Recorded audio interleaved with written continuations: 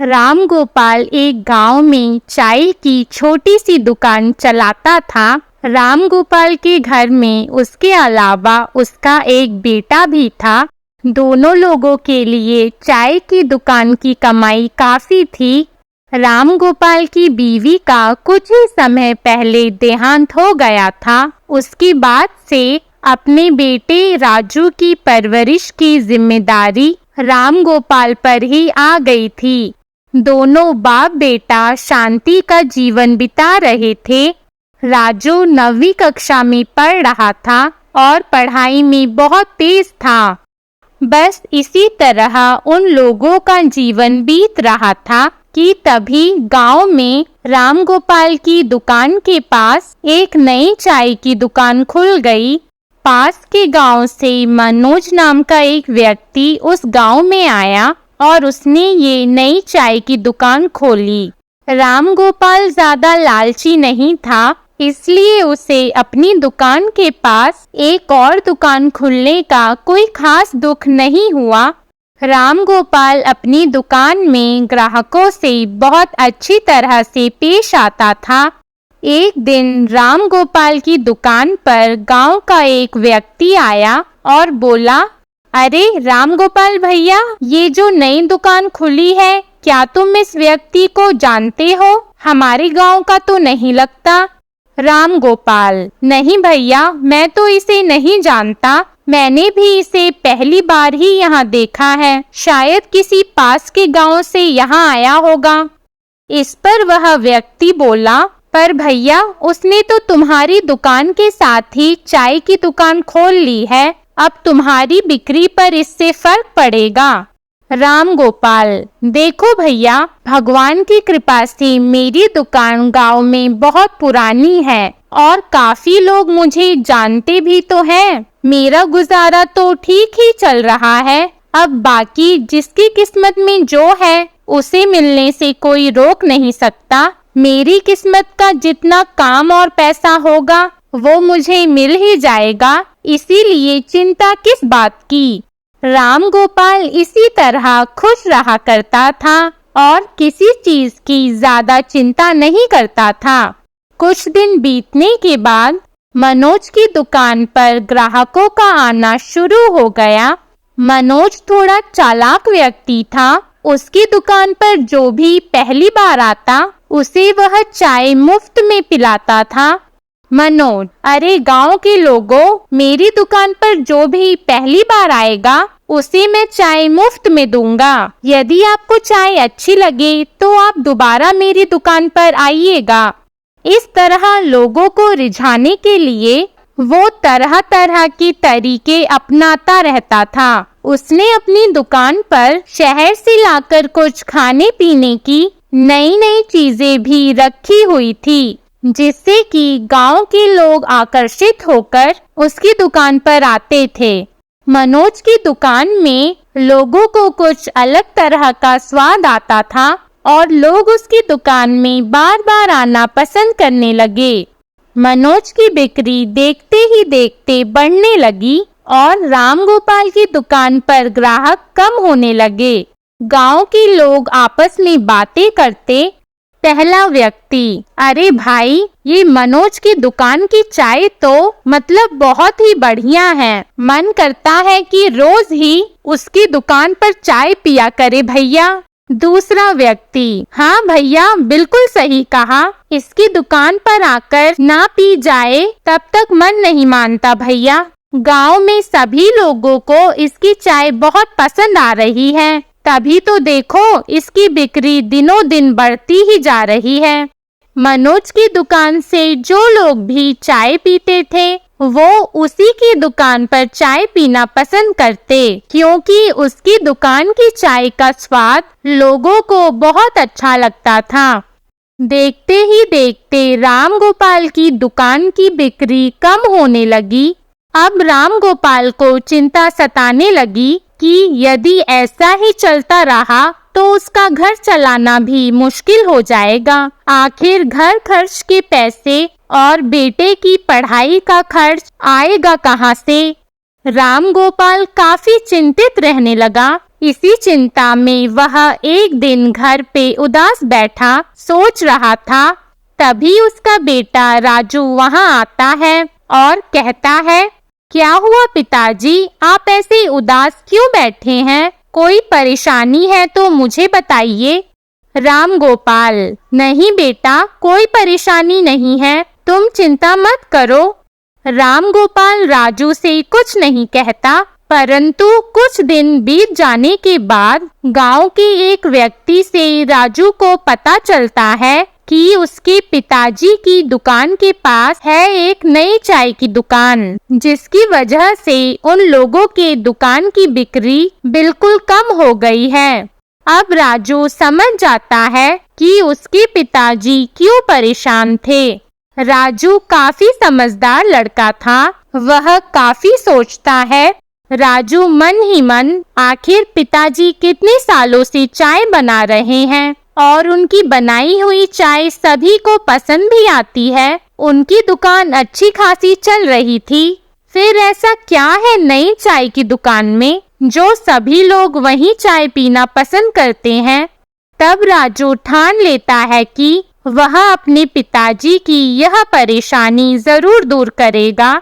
मनोज की चाय की दुकान पर काफी भीड़ लगी हुई थी।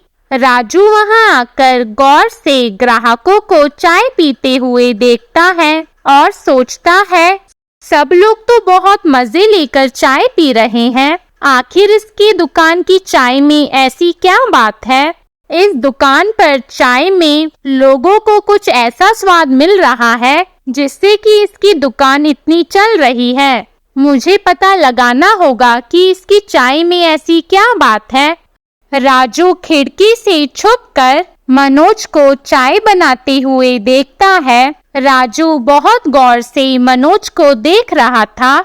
उसने चाय में वही सारी चीजें डाली जो कि हर जगह चाय में डलती हैं, परंतु आखिर में उसने नीचे से एक हरा डब्बा निकालकर उसमें से कुछ पाउडर सा चाय में डाला और वो डब्बा छुपाकर नीचे ही रख दिया।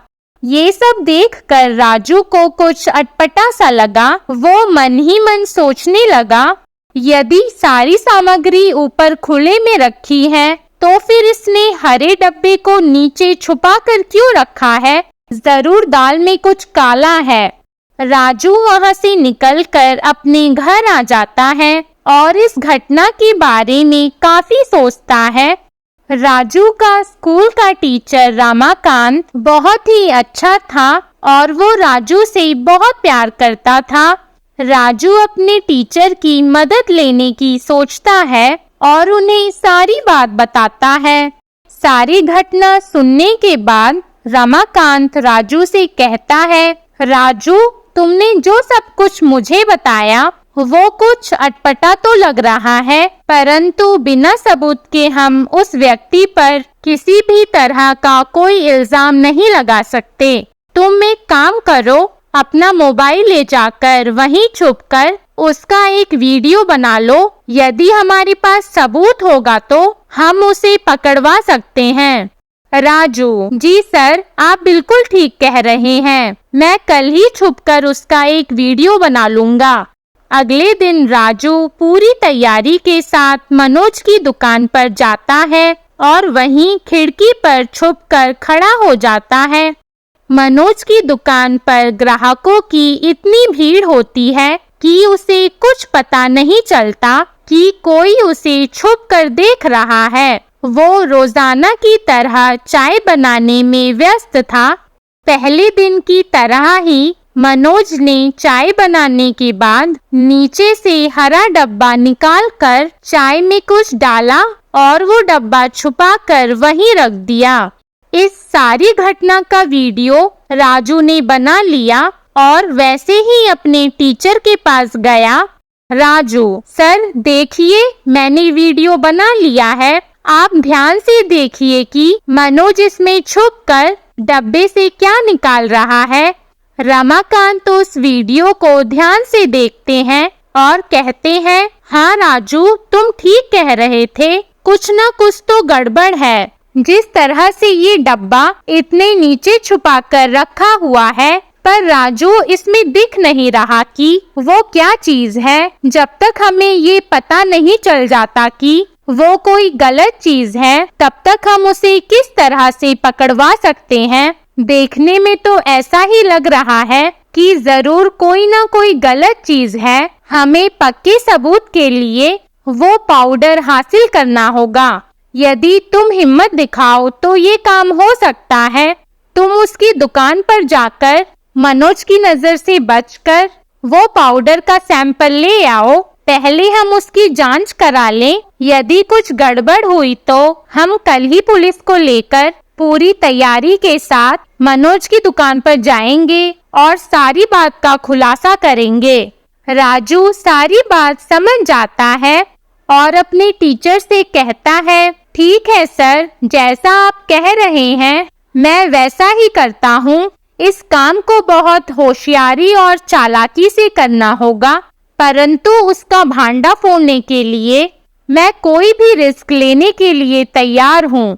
अगले ही दिन राजू अपनी वेशभूषा थोड़ी सी बदलकर मनोज की दुकान पर पहुंच जाता है ताकि मनोज उसे पहचान ना सके। उसकी दुकान में काफी भीड़ होने के कारण राजू काफी देर इंतजार करता है और जैसे ही मनोज बाहर ग्राहकों से पैसे लेने में व्यस्त होता है, तुरंत ही राजू उस डब्बे में से थोड़ा सा पाउडर निकालकर रुमाल में रखकर उसे अपने थैले में रख लेता है। मनोज को किसी तरह का कोई शक नहीं होता। राजू का काम हो गया और वो तुरंत वहां से निकलकर अपने टीचर के पास जाता है और उन्हें वह पाउडर दे देता है। पाउडर की जांच करने पर पता चलता है कि वह नशे का पदार्थ है। बस फिर क्या था, अब तो सबूत मनोज के खिलाफ था। उसे अपराधी घोषित करना मुश्किल नहीं था। अगले दिन राजू अपने टीचर रमाकांत और पुलिस के साथ मनोज की दुकान पर पहुंच जाता है।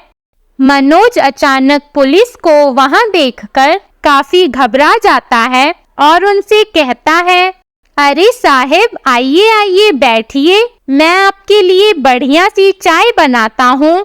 पुलिस वाला, अरे नहीं भाई, हमें कोई चाय नहीं पीनी, हम तुम्हारी दुकान की तलाशी लेने आए हैं। मनोज, मेरे दुकान की तलाशी? पर क्यों?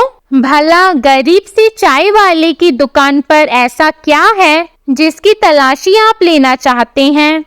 पुलिस वाला, अरे तुम यहाँ से बाहर निकलो, अभी सब पता चल जाएगा।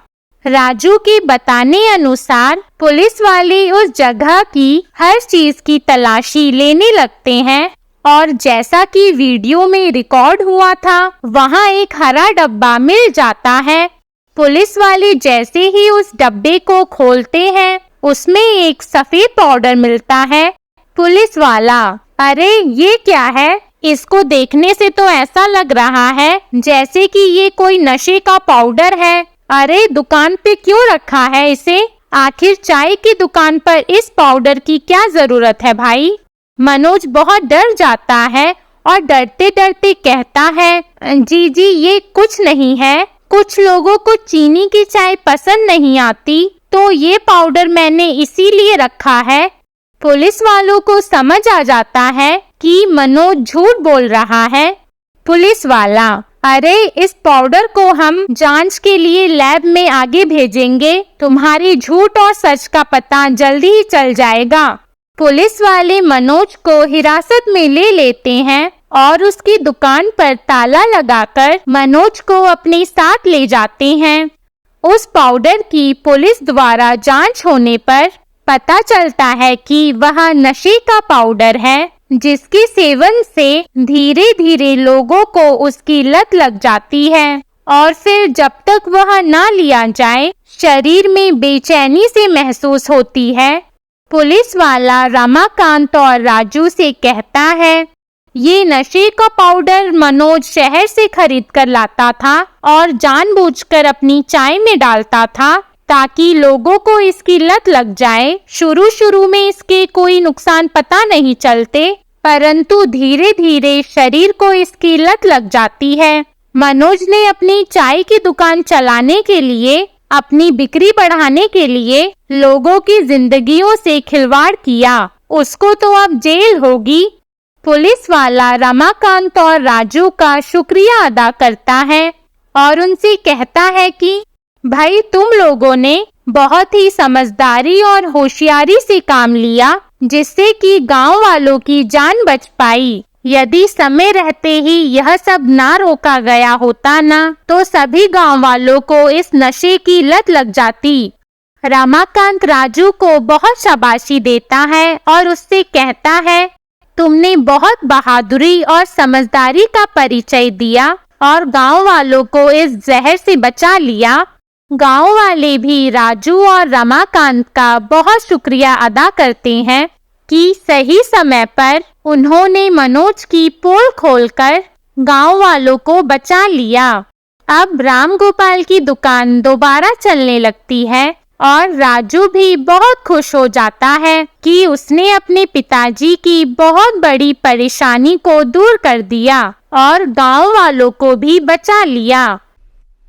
आपको हमारी कहानी कैसी लगी कमेंट करके ज़रूर बताइएगा और हमारी वीडियो को लाइक और ऐसी अन्य कहानियों के लिए हमारे चैनल घर घर की कहानी को सब्सक्राइब कीजिएगा। धन्यवाद।